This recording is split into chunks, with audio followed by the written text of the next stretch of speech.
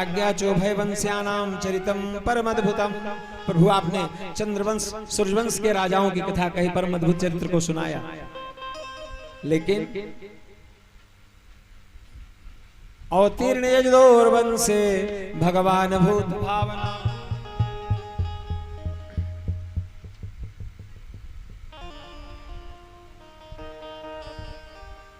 कृतवान यानि विश्वानि तानि नो बद विस्तरात। यदुवंश में अवतार लेके भगवान जो चरित्र किए, इस कथा को सुनाइए। एक क्षण के विराम लेकर स्मरण करते हैं भगवान का और कथा कहना प्रारंभ किए। उग्रसेन सुता कंसः स्वसो प्रिय चिकीर्षया रश्मिन हयानां जग्राह रुक्मौ रथ सतैर्वृतः। देवकी का विवाह सूरसेन वंश के वसुदेव से हुआ। कंस की चचेरी बहन है रुक्मिणी देवकी, लेकिन बहुत स्नेह करता है।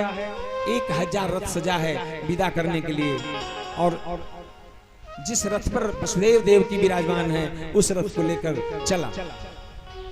और जैसे ही कंस चला, घोषणा हुई, व्योमवाणी हुई, इसके 8वें गर्भ से तुम्हारा विनाश होने वाला है कंस, ये क्या कर रहे हो। एक बार, 2 बार और तीसरी बार जब व्योमवाणी हुई, विश्वास हो गया। रथ को रोका, पकड़ा, केस खींचा, तलवार निकाला, काट दूं। वसुदेव ने सोचा कि ये तो घटना हो जाएगी और इस समय कुछ हो नहीं सकता है। बुद्धि काम कर गई, निवेदन करने लगे, भाई साहब आपके बल के प्रभाव में त्रिलोकी के सम्राट हैं, और आप जैसा महावीर महाबली महाराज सकथम भगनिम हन्यात श्रियम उद्वाह पर्वणि। वह अपने ही बहन को मारे विवाह के समय। कहा कि आपने आकाशवाणी सुनी। वसुदेव ने कहा कि यदि इसके 8वें गर्भ से आपको भय है तो मैं वचन देता हूँ, 8वें गर्भ से जो जन्म लेगा, जन्मते ही आपको दे दूंगा, आप निर्णय कर लेना। बात पक्की हो गई, पुनः चले। देवताओं ने कहा कि यदि देवकी की डोली वसुदेव के घर में चली जाएगी तो गड़बड़ हो जाएगा। नारद जी आए, कहा कि महाराज कैसे हैं। जय जयकार हुआ, प्रणाम।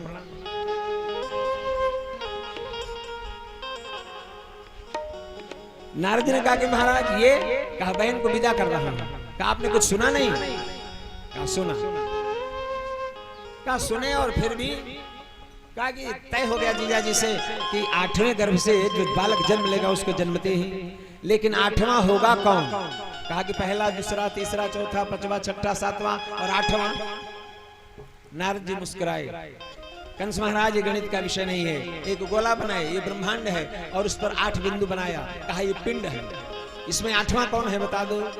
कंस गिनती करता है, 1 2 3 4 5 6 7 8, फिर एक बिंदु आगे बढ़ा के इस तरह गिनते गिनते नारद जी ने कंस के मन में भर दिया कि प्रत्येक 8वां होगा।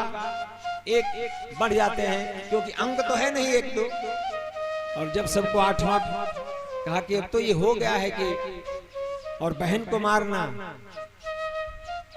बोले नहीं तो 8वां को मारूंगा। ऐसा मन में विचार करके तुरंत निर्णय लिया कि देवकी पति के घर नहीं, देवकी कैद खाने में जाएगी। और ऐसे जेल का निर्माण हुआ जिसमें हवा भी न जाए। उस कैद खाने में 2 कमरे हैं, एक में देवकी रहती है, एक में वसुदेव। मिलन होता है, गर्भ की स्थापना होती है,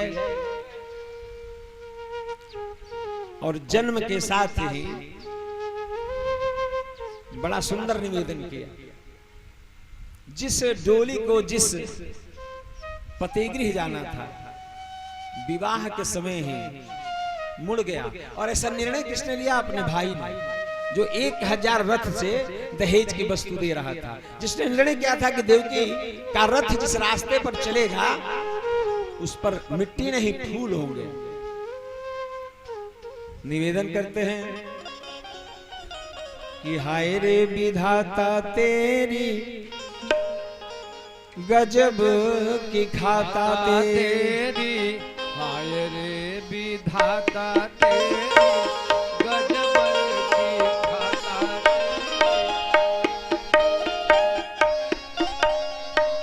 चली बंदी खाना दूतकार खात देव की, चली बंदी खाना दूतकार खात रहा है कि यदि पता होता तो जन्म से ही इसकी हत्या कर दिया होता। इस राक्षसी का जन्म हुआ, अपजस का भय लग रहा है। चली बंदी खाना दूतकार खात देवकी, चली बंदी खाना दूतकार। हाय रे दुल्हाता तेरी गजब की खाता तेरी।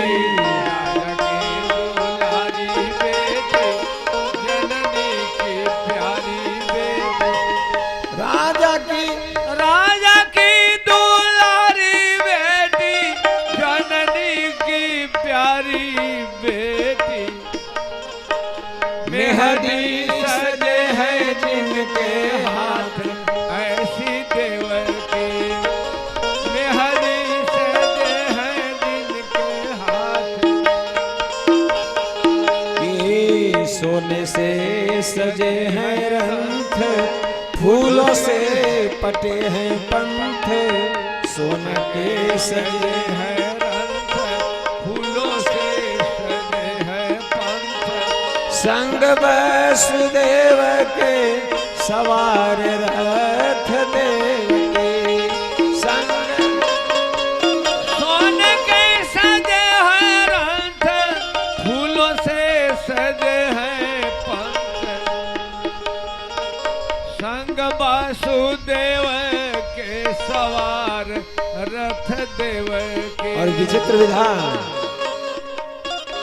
कंस को भी प्यारी थी जो अति सुकुमारी थी जो, कंस को भी प्यारी थी जो अति सुकुमारी थी जो। कंस को भी प्यारी थी जो अति सुकुमारी थी जो। कलिसी कुमारी रत्नारी, ऐसी देवकी। हाय रे विधाता तेरी, हाय रे विधाता तेरी, गजब की खाता तेरी। हाय रे विधाता तेरी, गजब की खाता तेरी। चली जेल खाना दूतकार खात देवकी। और 7 वर्ष की सजा है। बीते हैं बरस 7, कंस से सताए जात। बीते हैं बरस 7, कंस से सताए जात। बीते हैं बरस 7, कंस से सताए जात। सूखे कभी आंखों से ना पानी महारानी के। सूखे नाही आँखों से पानी महारानी के। पहिरी लगन की सारी आई जेल की दुआरी। लगन की सारी आई जेल की दुआरी। विवाह के समय बहू जब घर में आती है तो गरीब से गरीब घर में भी 6 महीना साल भर तक रसोई बर्तन का काम नहीं दिया जाता है कि हाथ में कालिख लग जाएगी, कोमलता मलिन हो जाएगी। लेकिन जहाँ भगवान का अवतरण होने वाला है उसके स्तर से पहली लगन की सारी आई जेल की दुआरी। विपदा विकल वसुदेव पटरानी की। विपदा विपल वसुदेव पटरानी के। हाथ हाथ कड़ी पाँव बेड़ी में पड़े हैं रोज। हाथ हाथ कड़ी पाँव बेड़ी में पड़ी है रोज। जिंदगी का साज वो समाज बंदी खाना है। जिंदगी के साथ वो समाज खाना। इसलिए प्रार्थना ठाकुर जी आपसे दीन बंधु दीनानाथ मेरी डोरी तेरे हाथ। दीन बंधु दीनानाथ मेरी डोरी तेरे हाथ। दीन बंधु दीनानाथ मेरी डोरी तेरे हाथ। रख लो शरण पार तुमको लगाना है।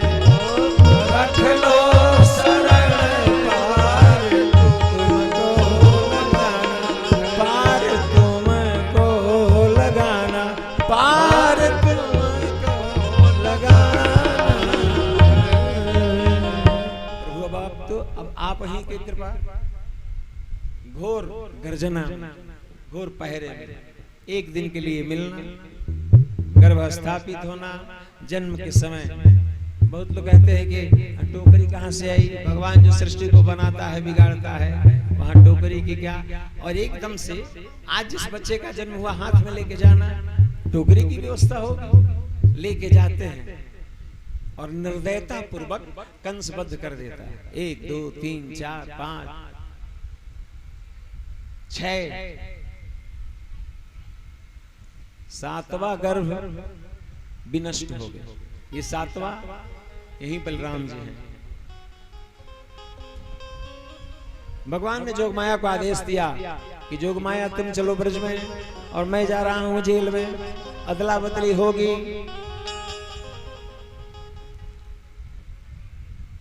आठवां गर्भ विनष्ट हो गया।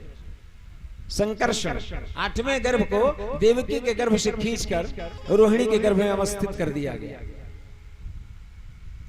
देवकी जब मिलती है वसुदेव से निवेदन करती है, प्रभु कम से कम 6 का जन्म तो दिया, ये तो दिखाई भी। आंख में आंसू भरकर वसुदेव कहते हैं, देवी भगवान की कृपा के सामने विचार कीजिए, इतना कुछ हुआ लेकिन एक दिन भी देवकी ने वसुदेव से ये नहीं कहा कि हमारे कैसे पति हैं, कायर हैं, कुछ करते नहीं हैं।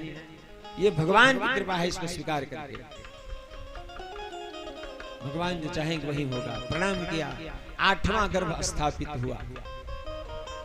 कंस सुना कि 7वां गर्भ विनष्ट हो गया, भयभीत होने लगा, या यही 8वां था क्या? लेकिन पता कुछ चला नहीं, सारे पहरेदार लगे हैं।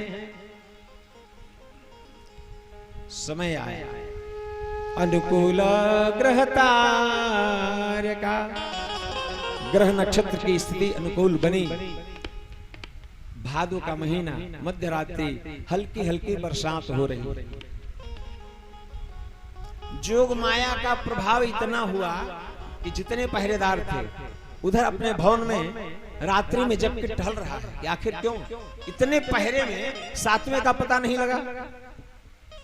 इस बात की चिंता में नींद नहीं आ रही, एकदम कुछ आहट होती है तो सोचता है कि शायद कोई लेके बच्चे को आया। मृत्यु का भय कितना भय। 8वां जब आया, जोगमाया ने इतना अपने प्रभाव का विस्तार किया कि एकदम हर व्यक्ति एक दूसरे से कहता है जगे रहना, सोना मत, और खुद सो जाता है। दूसरा तीसरा से कहता है, और इसी प्रकार जेल में, कैद खाने में जितने पहरेदार थे सबके सो गए। भादो का महीना, अष्टमी तिथि, मध्य रात्रि, ठीक 12 बज रहा है। संपूर्ण आसमान बादल से छाया हुआ है, काली घटा, घनघोर गर्जना हो रही है। और उसी समय देवकी के कक्ष में दिव्य प्रकाश पुंज प्रकट होता है। गर्भ समाप्त, सारे दरवाजे खुल जाते हैं। वसुदेव जी का आना, माता जी ने देखा, कहा आप? भगवान मुस्कुराते हैं, माता जी मुझे ही तो आना था। सारी योजना भगवान ने बताई। माता जी पहचान लो, मेरा वरदान था, मैं आ गया, बालक बनूंगा तो तुरंत पिताजी से भेज देना। भगवान बालक के स्वरूप में बने, वसुदेव जी आए, लेकिन व्यवस्था क्या हुई? एकदम बिना हल्ला के, जब हाँ ठीक ठीक ठीक बा, ठीक बा, एकदम ठीक। बोले बालकृष्ण भगवान की। धीरे से कन्हैया को लिटाया, जोग माया को उठाया, वहां का भी दरवाजा किसी को पता नहीं चला, लेके आए, जेल खुला, अंदर रख दिए और जोग माया को लेकर कंस के पास गए। कहा भाई साहब ये 8वां गर्भ है। देखा लड़की, आश्चर्य में बाएं हाथ से पकड़ा, विचार किया क्यों इसकी हत्या करें, सोचा बाएं हाथ से पटक दूं। जैसे ही हाथ ऊपर उठाया, हाथ खुल गया, उड़ गई। नंद गोप गृहे जाता जसोदा गर्भ संभवा, ततस्थो नासयिष्यामि विंध्याचल निवासिनी। दरवाजा खुला, सब एकत्रित हैं। भगवान का जन्म हुआ था अष्टमी को, उत्सव मना नवमी को, जन्म हुआ जेल में, उत्सव मना ब्रज में।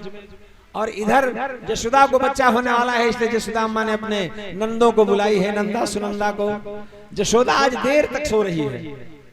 ननद जी ने सोचा 1 मिनट के बाद, 1 मिनट के बाद मास्टर, 1 मिनट के बाद बैठिए।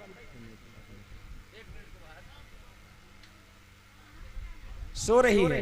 ननद गई, जाके चादर हटाया, भगवान से करी हे भगवान लाला हो, क्योंकि तय है कि लाला का जन्म होगा तो 9 लाख हार मिलेगा। आंख बंद करके चादर हटाई, देखा कि लाला है, बैठी रही। पूरे ब्रज में हल्ला मचा दिया, और जैसे हल्ला मचा यशोदा जगी तो देखती है कि लाला का जन्म हो चुका है।